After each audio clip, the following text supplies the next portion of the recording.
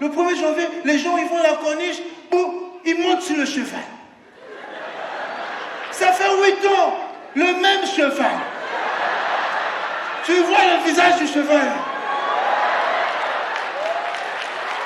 Forfait Rire, un des grands rendez-vous d'humour en terre congolaise, porté par Welfare Kaya, artiste humoriste congolais de renommée internationale, va bel et bien tenir sa 5e édition le 1er janvier 2024 dans le mythique Palais des Congrès de Brazzaville, doté d'une capacité d'environ 1500 places assises.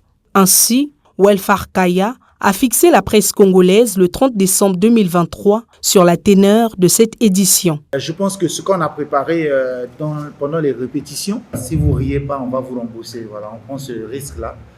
Il faut nous prouver que vous n'avez pas ri. Donc, il faut faire une vidéo où vous êtes énervé. Moi, le premier, voilà, il faut venir une fois seulement. Tu verras que toi-même, tu vas chercher à sortir le premier. Que ce soit un enfant, une grande personne, un musulman, un chrétien, un bouddhiste, tout le monde peut se retrouver dans cette salle pour commencer l'année dans la bonne humeur. Donc n'hésitez pas, ceux qui ne se sont pas encore procuré leur ticket, on a des points de vente. Déjà là où nous sommes à Olympique Palace, c'est un point de vente où les gens peuvent se procurer les tickets. Pour cette 5e édition, une des icônes de l'humour congolais, Fortuné Bateza, jouera sa partition avec Fast sur la scène du Forfait Rire. Pour cette édition, c'est une exclusivité. Bon. Lui, il n'a jamais joué au Forfait Rire, mais on s'est dit, comme c'est la 5e édition, il faut qu'on ait quand même notre doyen. On a voulu commencer par une icône congolaise avant de penser à d'autres personnes. Comme je le dis souvent, si tu ne fais pas rire ta femme, le voisin le fera à ta place. Venez emmener vos enfants, pour ceux qui ne savent pas où aller le premier. Il n'y a pas que les bars, ce n'est pas intéressant les bars. Et puis pour les grandes personnes qui nous suivent, il n'y a pas que les hôtels.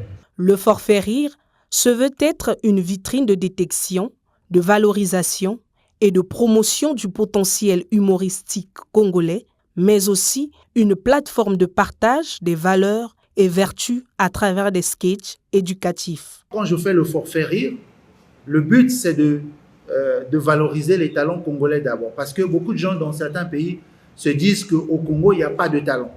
Ça m'énerve que chaque fois qu'on se retrouve dans des situations où on prend juste des gens qui viennent d'ailleurs et on leur paye des 5 millions, des 6 millions, 10 millions, ainsi de suite. Je n'ai rien contre eux, mais pour moi, il faut qu'on prenne ces artistes-là de chez nous. Donc, ils viennent au Forfait Rire, pas comme levée de rideau, mais comme humoristes, comme artistes qui sont sélectionnés pour le festival en tant qu'artistes professionnels.